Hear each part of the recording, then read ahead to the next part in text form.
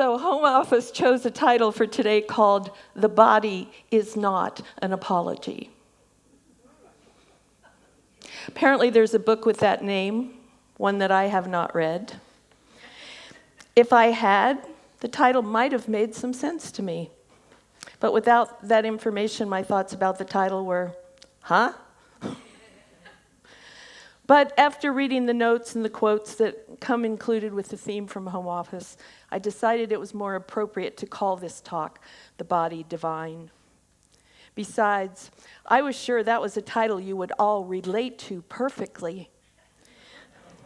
Because in our American culture, if there is one thing we are taught, it is that our bodies are perfectly divine, just the way we are. No matter what we weigh, what we wear, how tall or short, fat or thin, old or young we are, our culture teaches us to love our bodies exactly the way they are, right? Wrong. I was pretty sure that had not been most people's experience. It certainly has not been mine. I weighed 115 pounds in high school, and I thought I was fat. I look at pictures from then and think, I must have been totally insane. I spent years straightening these natural curls, wishing my eyes were brown instead of hazel, and always comparing myself to the current ideal of how a woman should look in order to be beautiful. That was great fun during the Twiggy era. Those of you too young to remember Twiggy, her name says it all. No matter what was the current standard of beauty, I always found myself lacking and kept wishing I lived back in the days when the big, voluptuous women were the thing of beauty, because I fit right in there. My name Linda, means beautiful. And at my best, I thought I was kind of cute. I remember when Linda Carter was on TV as Wonder Woman. Any of y'all remember this? And I kept comparing myself to her figure and wondering what was wrong with me that I couldn't look like that despite all the exercise I was doing. Now, at my tallest, I was 5'1" and a little bit. I used to fudge and say I was 5'2", but I wasn't. Then one day I read that Linda Carter is 6 feet tall, and I had an epiphany. I remember standing in front of my full-length mirror in my best Wonder Woman pose and saying to myself, I am not tall and thin. I will never be tall and thin. I'm short and curvy, and I'm okay. Thank you. Well, I'd like to tell you that from that day forward, I believed it, and I've always loved my body just as it is. But that would be a lie, and I do my best not to lie to you. And now my body is old and kind of fat, and my skin is all wrinkly, and I have lots of aches and pains, and at times I compare this body to how it used to be, and I remember how it felt to walk for miles or dance for hours, and sometimes I long for the good old days. And then I remember how I failed to recognize how fortunate I was then. And I realize that in many ways, I am more accepting of this old body than I ever was of my younger one. So take note, younger people. Learn before I did.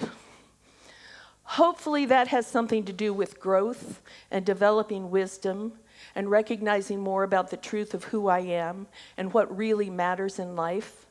But I'm not sure. Maybe I just stopped caring about what others think about how I look. But modern media continues to present the body, as it presents many aspects of life, as something flawed and in need of fixing. The photos we see in magazines are not real. They've been photoshopped to remove any wrinkles or extra pounds or blemishes. And we are looking at those pictures and comparing ourselves and feeling a need to apologize for how we look. I read this week that Jennifer Lopez spent 10 hours with her hair and makeup team before her halftime show last Sunday. Now, I don't mean to imply that she is not beautiful, because she is. and that she doesn't work hard to have a great body, because she does. But I'm pretty sure with a team like that working on any of us for 10 hours, we would come out looking a lot more like the ideal to which we compare ourselves. But I don't know about you, I'm not willing to spend 10 hours a day trying to look better. And it's not just how our bodies look that we judge. As a therapist, I had many male clients share the trauma of not being athletic, especially in school, being chosen last in grade school sports, trying out for teams and not making it, or having no interest in sports, but having a father who pushed them to be athletic and communicated deep disappointment or even anger when they had a son who didn't meet those expectations. I worked with women who, as girls, wanted to be ballerinas or cheerleaders or on the basketball team and didn't have what was needed to do that. For as long as I have lived, all kinds of people have been judging and apologizing for their own bodies, feeling less than for being who they are. In Science of Mind, however, we teach that each of us is whole, perfect, and complete, just exactly as we are. Yes. Our bodies are not things to be condemned or apologized for, but rather celebrated for their unique beauty and their primary function of providing a special vehicle through which God can express itself in human form. Our bodies allow us to have the experience of the divine living in and as and through us. And when we appreciate them and are willing to listen to the guidance they offer us, we are able to recognize that which is ours to do, the unique calling for which God took form in our individual body. Without these bodies, we would not be here to have this experience we call life. During my years as a healthcare chaplain, I had the sacred privilege of being present with many people when their spirits left their bodies. And what I can tell you is that once that happens, this body means nothing. The nanosecond that the spirit lifts itself to join with the other spirits that have come to accompany it on its next journey, it becomes so clear that these bodies are only vehicles in which our souls express what they came to express this lifetime. And rather than diminishing the importance of the body, those experiences have taught me how essential it is for us to recognize the unique relationship our souls have with these body vehicles in which they incarnated. There are clearly important things that our souls need to learn or want to express that cannot happen when they are only in spirit form. These bodies have a divine purpose that we will miss if we are judging and disconnecting from them rather than loving them and listening to the wisdom they have to teach us. Through gently supporting and listening to our bodies, they can be vehicles not only for our souls to navigate the world, but also for our continued spiritual evolution. In our world today, there are many things that disconnect us from our bodies. Not only do most of us, or probably any of us, belong to a world in which we rise with the sun to milk our cows and feed our livestock in order that we might have food to eat, then follow the changes of the seasons to plant, tend, and harvest our crops. We are also surrounded by a world of digital distractions that keep our bodies seated at computers or in front of televisions and checking cell phones dozens to hundreds of times a day. And in many ways, these things are progress. I'm glad I don't have to rise with the sun and milk the cows. My aunts all lived like that, and I know what that's like. Outhouses, no thank you. And yet, this progress, if we don't pay attention, increasingly takes us out of our divine bodies and into our ego minds, where for many, there is no peace. Henry Nouwen was a 20th century author I much admired. He was a Dutch Catholic priest, a professor, and theologian.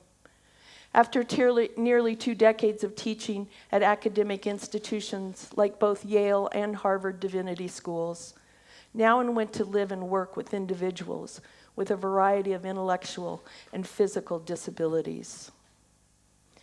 During his time there, he wrote, "For many with disabilities, the greatest source of suffering is not the disability itself, but the companion feeling of being useless, worthless, unappreciated, and unloved. It is much easier to accept the inability to speak, walk, or feed oneself than it is to accept the inability to be of special value, to be of service to another person. We human beings can suffer immense deprivations with great steadfastness. But when we sense that we no longer have anything to offer anyone, we quickly lose our grip on life. Instinctively, we know that the joy of life comes from the ways in which we love together, and that the pain of life comes from the many ways we fail to love." Now, there are many examples of folks with disabilities that would have overwhelmed most of us, me for sure, but who found incredible ways to serve the world. Helen Keller and Stephen Hawking come to mind. And I had a friend with a Down syndrome grown son who had many limitations, but wherever he went, he brought joy to anyone who took the time to experience his beautiful spirit. He spread love wherever he went. And it was healing just to be in his presence because he was so present to the now moment.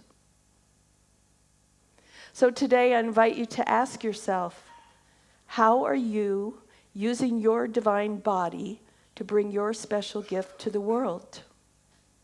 Do you use your body's wisdom to help you recognize how you're being called to serve the world, whether here at our spiritual center, or with those with whom you work, or the community in which you live, or in your own family, or your own group of friends? Are you experiencing the joy of life that arises from loving together, as Nouwen says, or are you living in the pain that comes from failing to express your unique way of loving and serving the world with the gift of who you are? Often, before we can truly know how we are being called to serve or express, we have to deeply recognize the great source of wisdom that our body was designed to be for us, as long as our spirit still lives within it. And the only place we can do that is in the present moment. It is only in the now that we can experience our body's wisdom and its guidance. One of the greatest gifts our body gives us is the gift of our breath. And I can tell you, when that ends, so does this. When we pay attention, our breath can bring us out of the constant chatter of our minds and into our body wisdom. Now, I don't know about you, but I have a very active mind. So when I am alone, staying in the now moment, focused on my breath, does not come easily to me. But there are tools I have found that help, and I use them all. Perhaps you will find one or more of them helpful. I'm sure many of you have heard many of them, but refreshers are always good. Our body includes all of our senses, so combining another one of our senses with the focus on our breath adds an ally on the body's side of the mind-body struggle. One tool is words, repeated in your mind to occupy it while you focus on your body's breath. It may be as simple as counting your breaths with each inhale, from 1 to 8, for example. Then starting with 1, either after you reach 8, or, as happens to me sometimes, when you realize you've stopped counting because you've followed some random thought off somewhere. The use of a simple mantra, a repeated phrase that you time with the inhale and exhale to help keep your mind focused, is another option. You can start just by saying one word, perhaps something you're wanting to experience, such as joy, as you inhale. Joy. Or 2 words, one on the inhale, as you imagine bringing that into your being, and another on the exhale as you send that out into the world. So, peace, love. For some, bringing the sense of touch can be helpful, such as using prayer beads in conjunction with counting or your mantra, moving one bead for each inhale and one for each exhale. I brought some with me, and if anybody wants to see them, come see me after the service. I also like to use an app on my phone that rings a gong during a meditation at intervals that I chose to remind me when it rings to come back to my breath if my attention has wandered. And yes, I use these all at once. There is one more technique that I recently discovered for connecting with your body's wisdom that I want to share with you. You can use it during meditation or just on its own. It's called hugging arms. And it was created and researched and found beneficial for chronic pain, which is how I came to discover it. Research shows that hugs are associated with a drop in stress hormones, heart rate, and blood pressure. Hugs may also trigger the release of the hormone oxytocin, which contributes to feelings of calmness, reduced anxiety, improved immune function, and increased pain tolerance. So those are all the benefits of hugging. Back in my therapist days, I remember reading somewhere that we need 4 hugs a day just to survive emotionally, 8 a day to do well, and 12 a day to grow. Now, there were years in my life when getting 12 hugs a day was easy, but now, on many days, I don't get even 1, and I'm guessing that's true for some of you. So hopefully hugging arms can provide great benefits for any of us who are willing to give it a try. I personally have found it very helpful. So, since this is about the body, are you willing to experiment with doing a body thing with me right now? Yes. Good. And for the rest of you, yes. And if you all want to close your eyes, so please know nobody's looking at you. This is just for you. They're all looking at me. Okay? So you start by crossing your arms over your chest, not in the LDS prayer posture, but with your hands on your shoulders or your upper arms. And you give yourself a hug.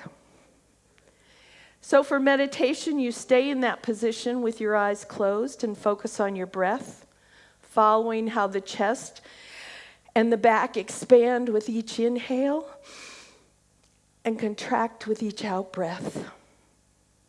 And if you can, notice a feeling of warmth in your heart or your heart chakra as you hold yourself breathing in and out.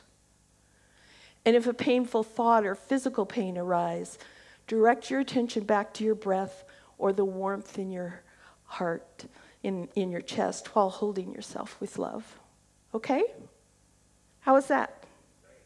Cool. All right.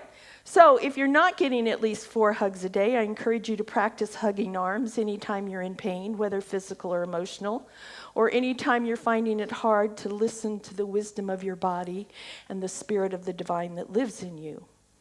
If it's helpful, you can imagine the arms of someone you love or the divine mother or father hugging you as you hug yourself. Personally, I've liked realizing that I can give that love to myself. and that I don't need it to come from someone else. But whatever makes it work for you, I encourage you to do it. And one of the things I know about coming to this lovely place is that many of us have wonderful feelings in our bodies from the amazing music that happens each week at the center, right? Don't you just feel it in your whole being? So before we close, I've asked Rick to help us all have a special body experience of really loving ourselves. And one of the magnificent things that happens when we truly begin to love ourselves is that loving and accepting others becomes easier. Loving ourselves doesn't mean that we stagnate. It is when we are judging our bodies and our choices about how we live that we stay stuck and don't grow. When we move into that place of full self-acceptance, like my friend's special son, our unique qualities of God, our love, joy, peace, charity, wisdom, compassion, creativity, or whatever unique combination of the qualities of God you came to express, are free to fill us and flow out into the world. So Rick is going to sing the first verse of a song called I Love Myself by Jai Joseph. I'm sure some of you will recognize it.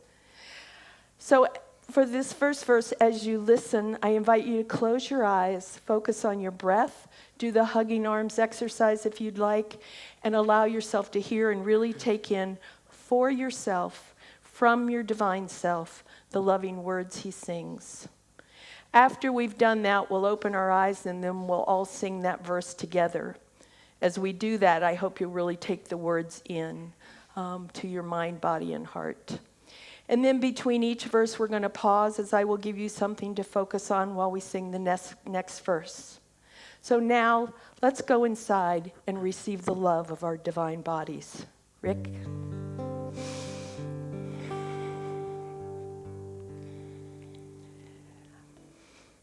I love myself the way I am. There's nothing I need to change. I'll always be the perfect me. There's nothing to rearrange. I'm beautiful. I'm capable of being the best me I can. And I love myself just the way I am. Now let's sing it together. I love myself the way I am. There's nothing I need to change. I'll always be the perfect me. There's nothing to rearrange. I'm beautiful and capable of being the best me I can. And I love myself just the way I am. So for the second verse, I invite you to bring to mind someone with whom you feel separated. And imagine yourself singing these words to them as you embody love while we sing. I love you the way you are. There's nothing you need to do. When I feel the love inside myself, it's easy to love you. Behind your fears, your rage and tears, I see your shining star. And I love you just the way you are.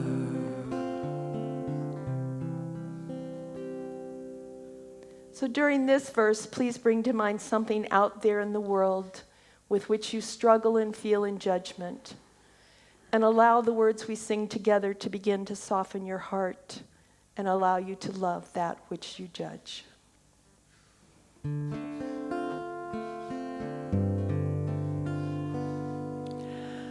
love the world the way it is, 'cause I can clearly see that all the things I judge are done by people just like me. So till the birth of peace on earth that only love can bring, I'll help it grow by loving everything. And as we sing the final verse, please bring to mind one goal you have for your own spiritual growth and allow yourself to know that as you love yourself just the way you are, and then your spiritual growth manifests.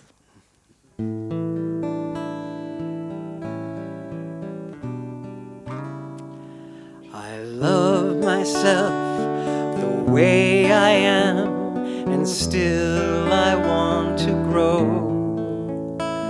But change outside can only come when deep inside I know I'm beautiful and capable of being the best me I can. And I love myself just the way I am. I love myself just the way I am.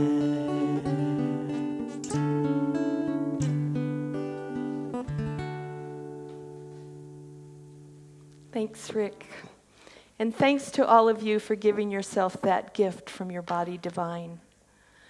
I encourage you this week to practice listening to your body, befriending it, allowing it to have a say in the choices and activities of your life. Rather than living a life of hoping you're okay or apologizing and trying to compensate for yourself, I encourage you to own who you are, what you do, respect and love yourself, including your body, as the way that you show up as only you can. Before each decision this week, and any time you're stuck in an unwanted feeling, close your eyes and ask your body what it wants to tell you. Give it the opportunity to be heard and loved, because that body is God showing up as you. And so as we ready ourselves to be in prayer together, I want to close with a poem by Nayyirah Waheed. No might make them angry, but it will make you free. If no one has ever told you, your freedom is more important than their anger. And I said to my body softly, I want to be your friend. It took a long breath and replied, I've been waiting my whole life for this. So let's be in prayer together. How wonderful it is to live in this physical body, in a physical world created by the divine.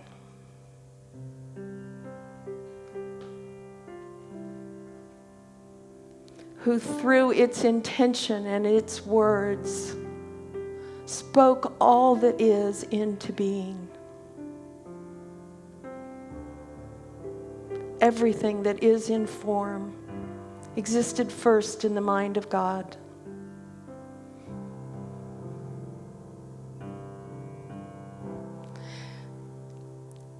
And each one of us here began as an idea in the mind of God for a specific and special and unique way it wanted to express itself in form.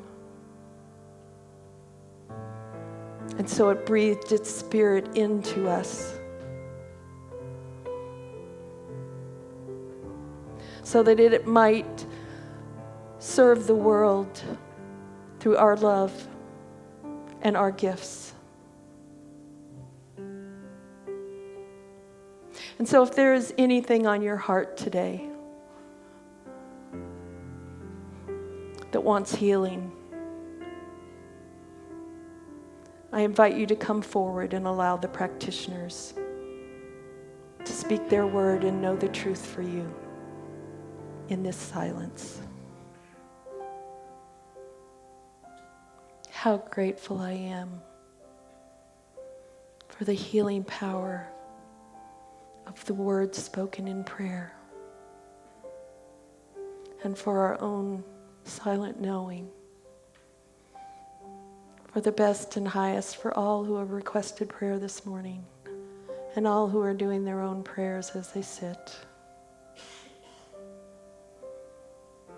I'm grateful for the promise that prayers are answered when we know the truth. And so in gratitude for all these answered prayers, I simply say thank you. And we let this be, as together we say, and so it is.